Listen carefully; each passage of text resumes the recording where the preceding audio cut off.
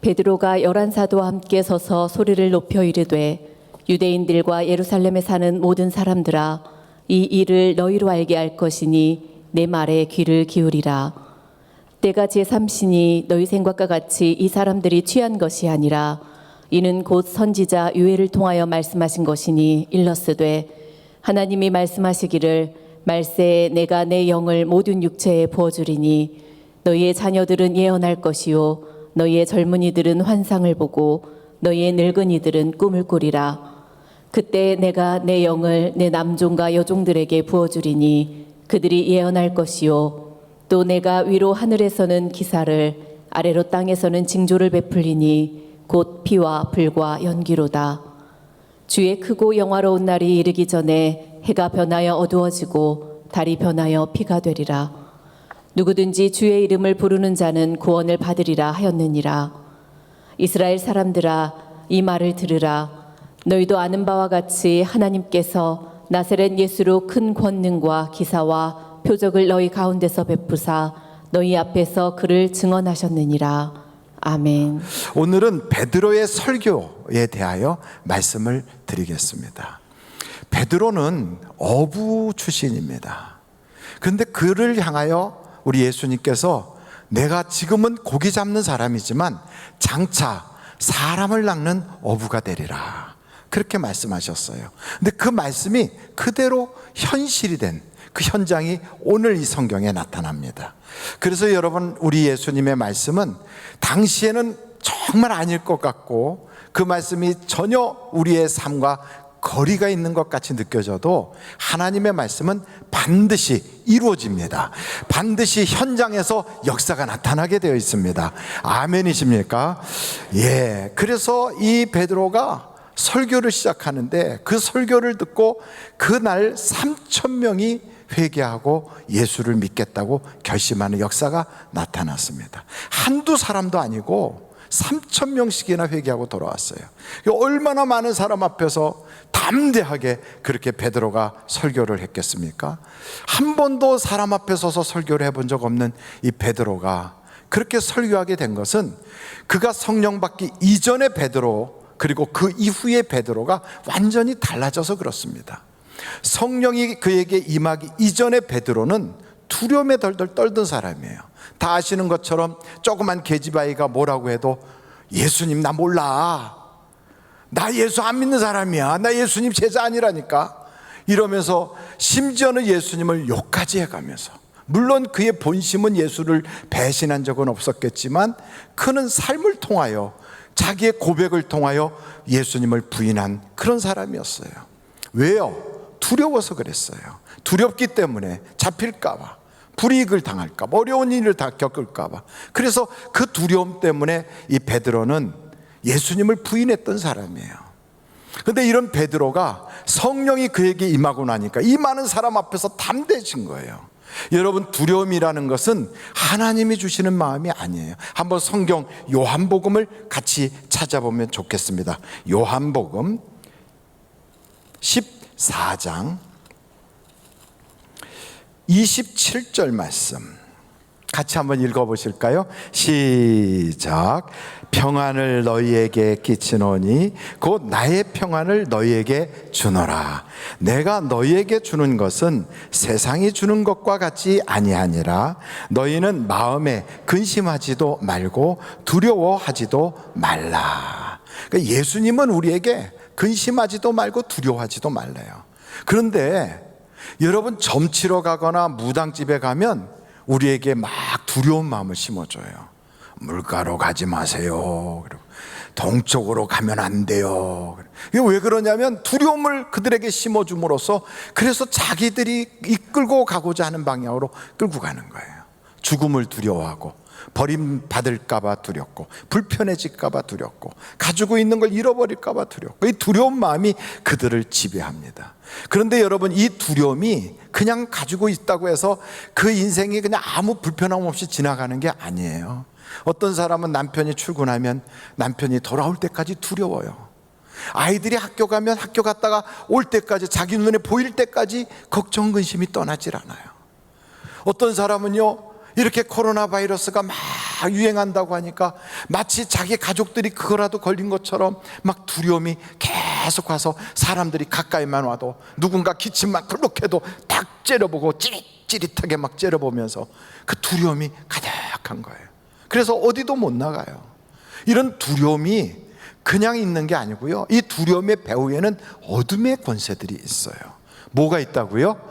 어둠의 권세가 있어요. 그래서 이 두려움을 어둠의 권세가 조종하다가 마침내는 이 두려움이 그를 삼켜버려요. 욥이라고 하는 사람은 굉장히 신앙이 좋은 사람이고 하나님도 인정하는 동방의 거부였어요. 그런데도 그 많은 부가, 그 하나님이 인정하는 믿음의 사람도 두려움이 그냥 여전히 있다 보니까 어떤 결과가 있는가? 결국 두려움에 삼킴을 받아서 욥기서 3장 24절부터 한번 같이 보시겠습니다. 욥기서 3장 24절로 26절이에요. 나는 음식 앞에서도 탄식이 나며 내가 앓는 소리는 물이 쏟아지는 소리 같구나. 무엇 때문에 그렇게 됐어요? 내가 두려워하는 그것이 내게 임하고 내가 무서워하는 그것이 내 몸에 미쳤구나. 나에게는 평온도 없고 안일도 없고 휴식도 없고 다만 불안만 있구나. 여러분, 두려움이 계속 오거든 그 두려움을 그냥 두지 말고 그걸 쫓아내버려야 돼요. 아니, 두려움을 어떻게 쫓아냅니까, 목사님? 두려움은 그냥 물러가질 않아요. 두려움을 쫓아내야지 하면 그 고민이 더 커져요. 그래서 두려움은 하나님을 사랑하는 마음, 예수님을 사랑하는 마음이 있으면 두려움은 저절로 떠나가요. 한번 요한 1서 한번 찾아보겠습니다. 요한 1서 4장 18절인데 한번 찾아보겠어요. 요한 1서 4장 18절 같이 한번 읽어보겠습니다. 시작. 사랑 안에 두려움이 없고 온전한 사랑이 두려움을 내쫓나니 두려움에는 형벌이 있음이라. 두려워하는 자는 사랑 안에서 온전히 이루지 못하였느니라.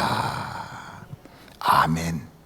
우리 예수님이 오병이어의 기적을 일으키고 귀신 들린 자를 귀신을 쫓아내는 막 기적을 행하는데도 그 주님이 보이지 않으면 제자들은요, 조금만 풍랑이 일어나도 막 두려워 떨어요. 이 사람들은 바다에서 잔뼈가 구른 사람인데도 두려운 거예요. 그래서 예수님이 물 위로 걸어오는 걸 보면서 야, 유령이다, 우리 죽게 됐다 막 이렇게 두려울 때 우리 주님이 왜 두려워하느냐? 믿음이 적은 자들아. 두려움의 원인이 어디에 있느냐면 믿음이 적어서 그래요. 먹고 사는 것을 두려워해요.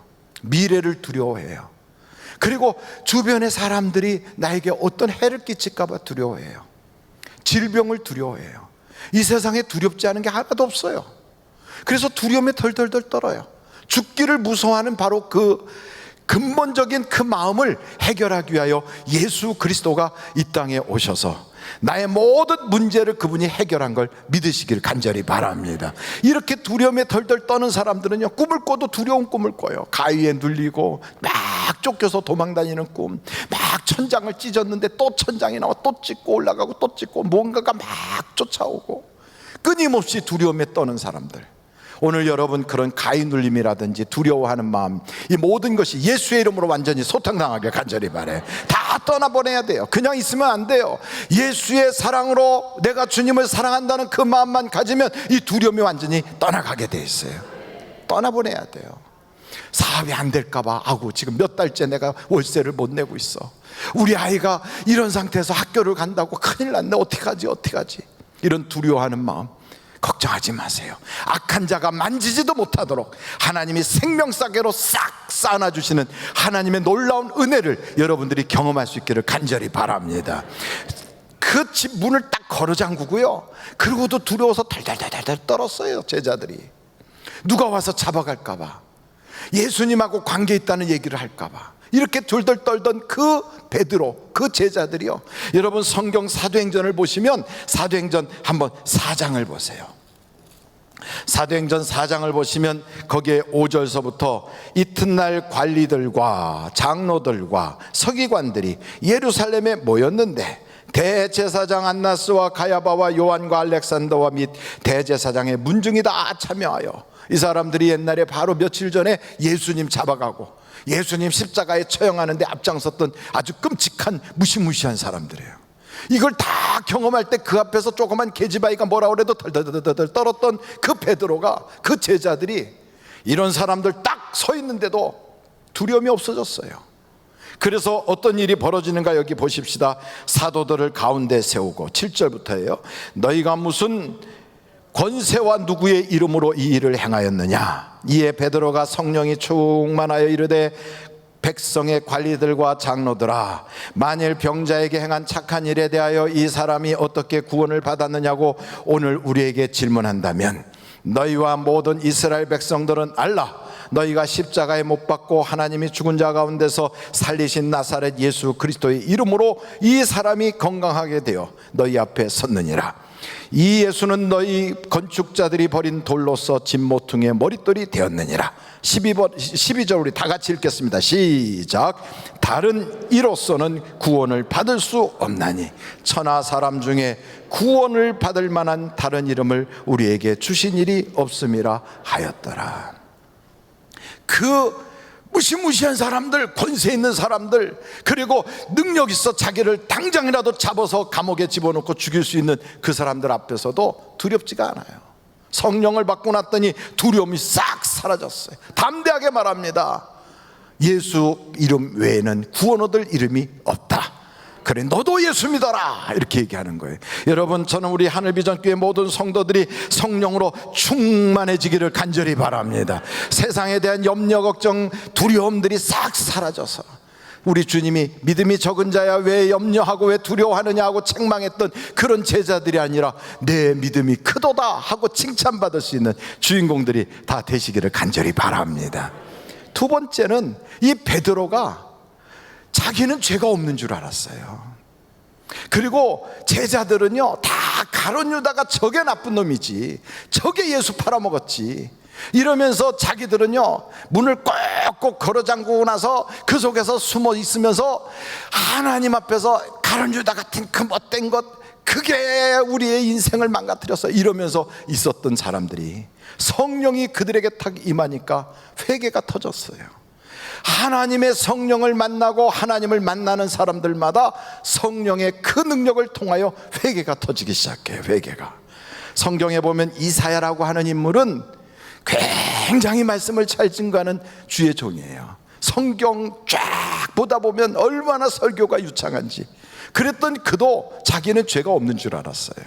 근데 하나님의 영광을 딱 보는 순간 그 앞에 꼬꾸라지는데, 여러분 이사야서 한번 찾아보겠습니다. 이사야서 6장입니다 1절서부터 한번 보겠습니다.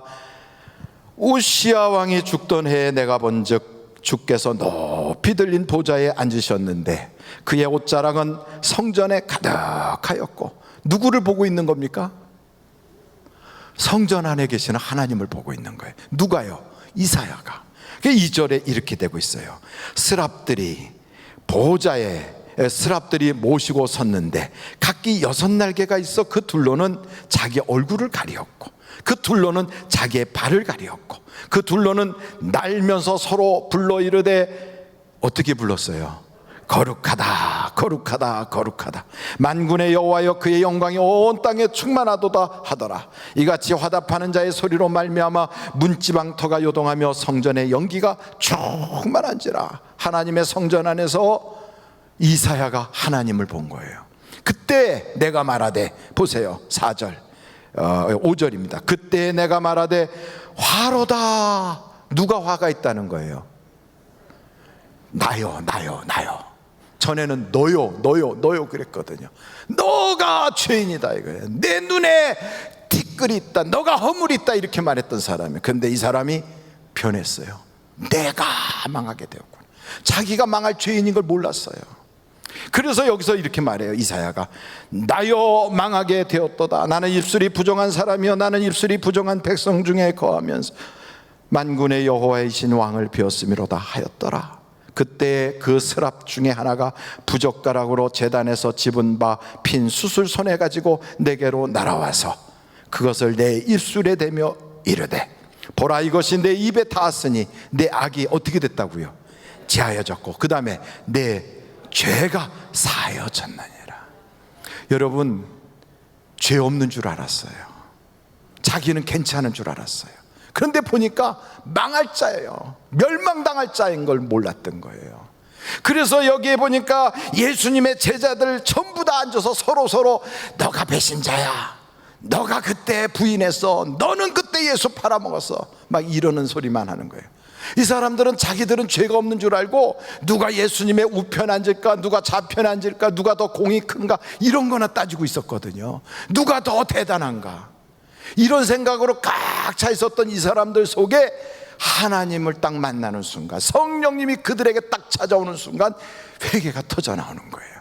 내가 죄인입니다, 내가 죄인입니다. 여기 회개가 터져 나오니까 이 멸망당할 그 사람이라는 걸 깨닫고 나서 하나님께 꼬꾸라지는 거예요. 여러분, 우리나라의 부흥의 역사가 1907년 평양 장대현 교회에서부터 시작이 됐대요. 그때 일어났던 첫 번째 사건이 뭐냐? 회개운동이에요. 회개운동.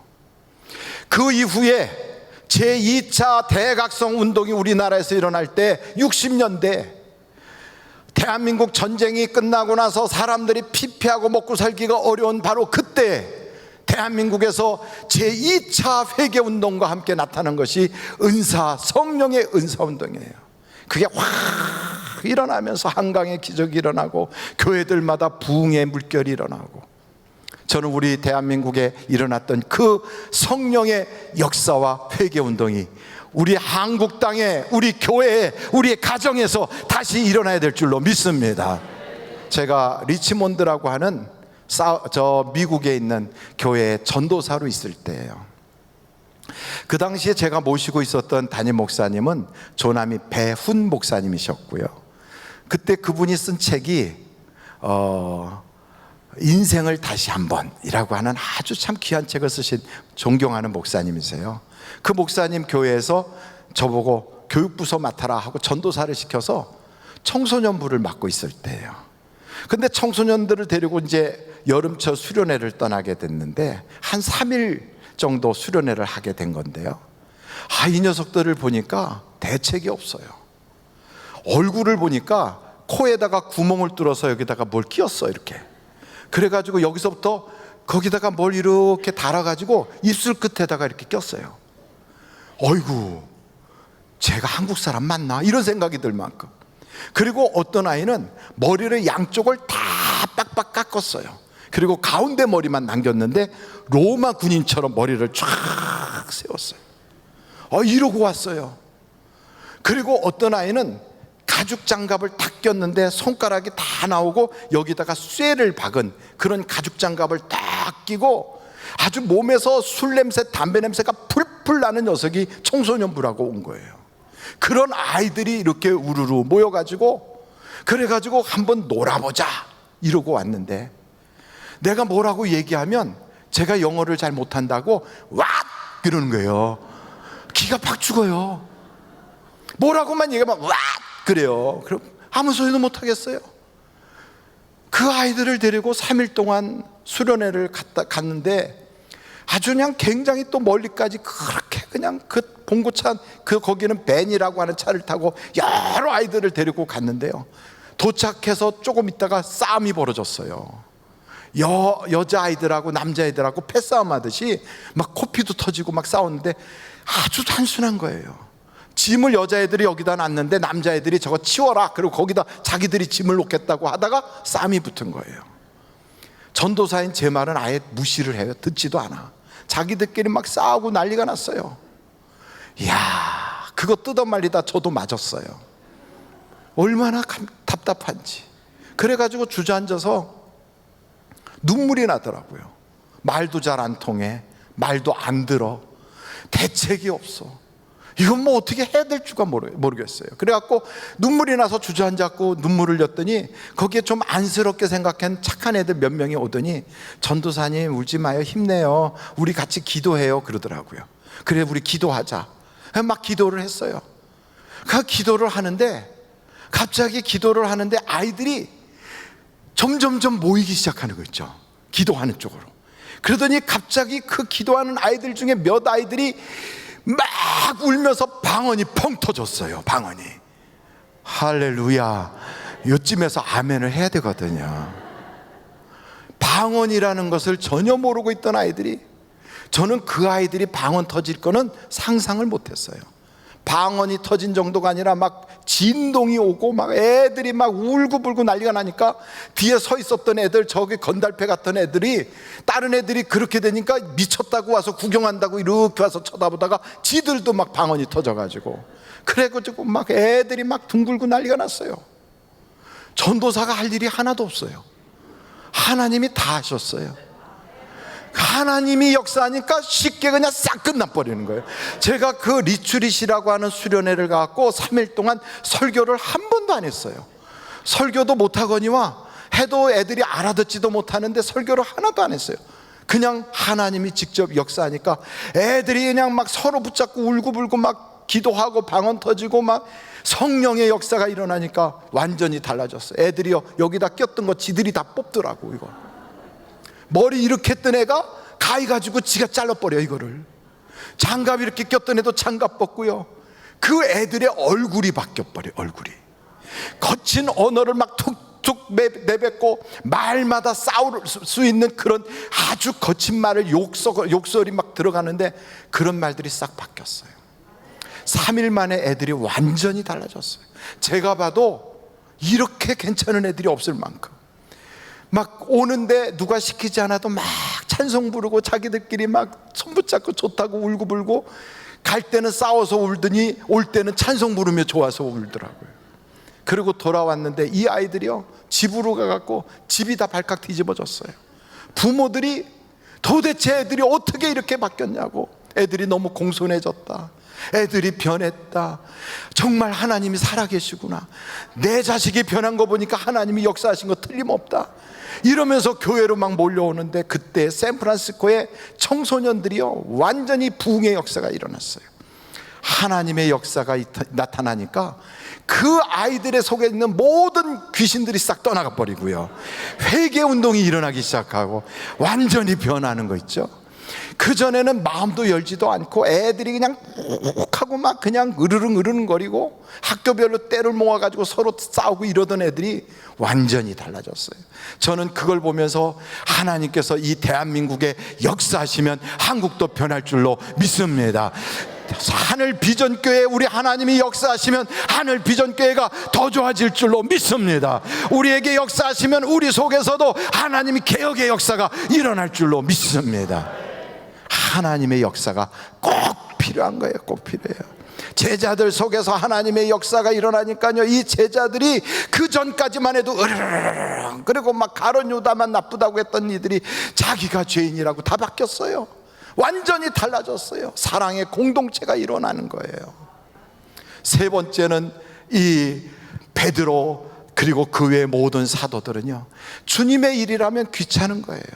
뭐라고 시키려고 그러면 그냥 뭐 사람 때문에 지쳤어. 그래갖고 어떤 사람들은요 실망해갖고 저 엠마오로 내려가 버려요. 그냥 어디로 도망갈 길만 찾아요. 피할 길만 찾아요. 열심은 없어요. 신앙도 없어요. 사랑도 없어요. 소망도 없어요. 사람에 대한 기대심도 없어요. 아무것도 없어요. 기도하자고 모이면 그 모인 기도의 시간에 여기다가 칼을 넣고 와요. 기도의 시간에. 누가 그랬어요? 베드로가 그랬다니까. 겟세마네 동산에 주님과 기도하러 가면서도 칼을 품고 가요. 마음에 안 들면 끄집어내 갖고 그냥 사람을 죽이려고 내리치는 거예요. 기도하러 가면서. 그래가지고 다른 사람 엉뚱한 말고의 귀가 뚝 잘라져 버렸잖아요. 이게 지금 기도하는 모임이 그래요. 그것뿐이에요. 조그만 계집아이가 뭐라고 그래도 그냥 벌컥 뒤집어져서 막 시험 받아가지고 다 예수 모른다고 그래요. 그리고 마음의 문을 다 닫아버려서 멀찍이서 방관하고 쳐다봐요. 열심은 없어요. 기대도 안 해요. 하나님의 일을 하는 건 다 손해라고 생각해요. 하나님께 부담되는 거, 뭐 하나님이 나에게 뭐 시키는 건 다 부담이라고 여겨서 열정도 없어요. 이랬던 그들이 성령이 그들에게 임하니까, 누가 임하시니까? 성령이 그들에게 임하시니까 완전히 달라졌어요. 여러분, 이 성경을 한번 보십시오. 사도행전 2장 마지막 부분 한번 볼까요? 43절부터 보세요.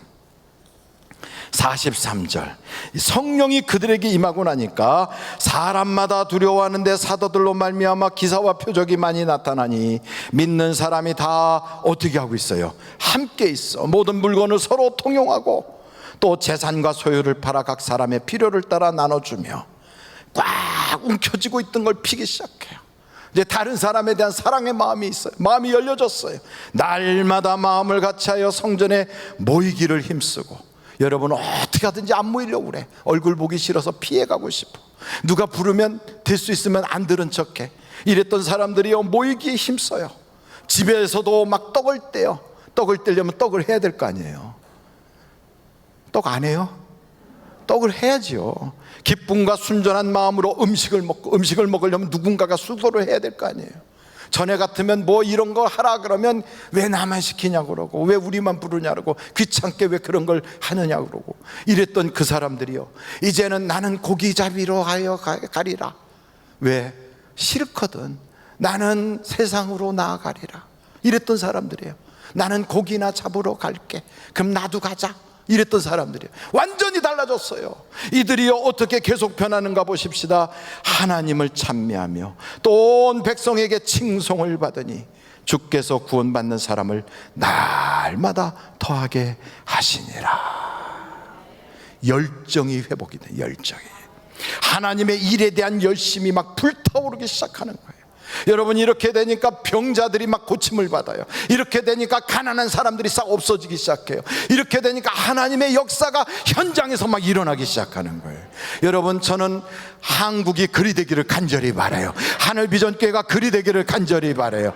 그리고 이런 역사들이 일어나면 분명히 사람들이, 지쳐있던 사람들이, 소망이 없던 사람들이, 안 된다고 생각했던 사람들이, 사람들 속에서 어떤 기대도 갖지 못했던 사람들이 하나님은 하실 수 있다, 하나님이라면 가능하다, 하나님을 찬송하고 하나님을 신뢰하고 하나님께로 돌아오는 사람들이 막 늘어날 줄로 믿습니다. 지금 이 시대는요 누구도 이 병을 고칠 수가 없어요. 누구도 이 경제적 문제를 해결하지 못해요. 누구도 사람들 마음속에 참된 소망과 비전을 심어주지 못해요. 세계 지도자들도 코로나 바이러스를 어찌하지 못해요. 이 세상의 경제학자들도 이런 세상에서 앞으로 어떤 경제적인 문제가 생길지 예상을 하지 못해요. 바로 이런 때에 하나님의 성령이 임하시면 그분이 우리의 인생을 해결해 주실 줄로 믿습니다. 그래서 우리가 필요한 건 뭐예요? 성령님이 오시는 거예요. 성령님 우리에게 임하여 주옵소서. 성령님 우리에게 지금 내려 주옵소서. 우리의 육신에 성령의 기름이 부어지면 하나님의 역사가 나타날 줄로 믿습니다. 두려워 떨던 사람에게 담대한 마음이 생겨요. 성령이 임하시면 그들의 마음속에 회개의 영이 터져나가기 시작해요. 성령이 임하시면 자기 눈 속에 있었던 들보는 못 보고 남의 눈에 있는 티를 보던 자들이 이제는 회개의 눈물이 쏟아지면서 들보가 빠져나가기 시작해요. 성령이 임하시면 열정이 회복돼요. 전에는요 소망도 없어요, 믿음도 없어요, 기쁨도 없어요, 기대도 없어요, 사랑도 없어요. 없는 것 투성이었던 사람 속에 소망이 있어요, 믿음이 있어요, 열정이 있어요. 완전히 달라지는 거예요. 성령 받기 이전과 성령 받은 이후의 사람은 완전히 달라지는 거예요. 사람이 이렇게 달라질 수 있는 건 사람의 말에 있지 않아요. 교육으로 되지 않아요. 이거는 세상의 그 어떤 것으로도 안 돼요. 그런데 성경을 보니까 성령 받으면 돼요. 성령 받으면. 그러면 우리가 어떻게 하면 성령을 받습니까? 성령이 있다는 얘기는 들었어요. 성령에 관하여 알아요. 성령의 소리는 너무너무 들었어요. 성령 받은 사람들을 보기도 했어요. 우리도 성령을 받았던 과거의 경험이 있어요. 그런데 오랜 세월이 지나면서 성령을 근심시켰어요. 오랜 세월을 지나면서 성령을 소멸했어요. 세월이 지나다 보니까 어느 순간인가 나도 모르게 그 성령님을 홀대했어요. 그래서 성령의 역사가 나타나는 것이 희귀해졌어요. 어떻게 해야 돼요? 내 속에서 성령의 은사가 불일 듯 일어나야 되잖아요. 그런데 성경을 보니까 기도하면 성령을 주시리라. 기도해야 돼요. 기도해야 구하는 자에게 성령을 주시지 않겠느냐. 오늘 우리에게는요 몇몇 사람부터라도 시작을 해야 돼요. 무엇을? 성령 받기를 기도해야 돼요.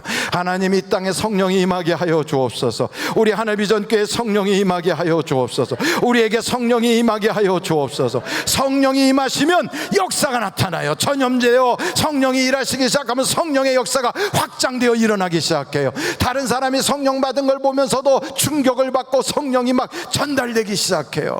파도가 일어나는 것처럼. 제가 그 리치몬드 교회에서 있었던 그 사건의 현장에서 보니까 아이들이 방언이 터지고 성령을 받으니까요, 마치 바닷물이 출렁출렁 하는 것처럼 앞에서부터 아이들이요 막 방언이 이렇게 출렁 넘어가기 시작해요. 막 쫙 뒤에 있던 애들이, 구경하던 애들까지 우악 하면서 입에서 막 방언이 터지더라고요. 하나님의 역사는 강권적으로 나타나요. 강권적으로 이렇게 부어주시는. 내가 비를 오라고 한다고 비가 오는 게 아닌데, 하나님이 원하시면 장맛비가 막 하늘에서 쫙 쏟아질 때 항아리 뚜껑만 딱 열면 그 항아리를 가득 채울 만큼 하나님이 비를 내리실 수 있단 말이에요. 우리가 물을 주면서 나무들을 키우려고 그러면 남산에 있는 나무도 다 못 키워요. 그런데 하나님이 비를 한번 내리시면 전 세계에 있는 모든 나무를 한 번에 다 키울 수가 있어요. 하나님은 못하시지 않아요. 하나님에게는 불가능이 없어요. 이 일을 이룰 수 있는 오직 한 가지 방법은 기도밖에는 없어요. 기도. 우리 하늘비전교회가 기도의 강자가 돼야 돼요. 기도가 회복돼야 돼요. 기도로 하나님이 이루실 기적을 꿈꾸는 자들이 되어야 돼요. 기도로 그 기적을 우리가 누려야 돼요. 제가 그래서 여러분에게 요청하고 있어요. 뭘 요청합니까? 기도할 사람들만 한번 손들어 보세요. 나는 그 일을 위해서 기도하겠다. 한번 손들어 보세요. 예, 감사해요. 그럼 그 손을 머리에다 한번 얹어 보세요. 하나님 아버지, 우리가 기도하기를 원합니다. 기도의 능력을 허락하여 주시옵소서. 우리는 바람밖에는 가릴 수가 없지만 우리의 입술에 성령의 그 놀라운 능력을 물려주셔서 한국을 살리고 교회를 살리고 우리 가정을 살리고 우리의 미래를 살릴 수 있는 성령이 임하게 하는 기도의 사람이 되게 하여 주옵소서.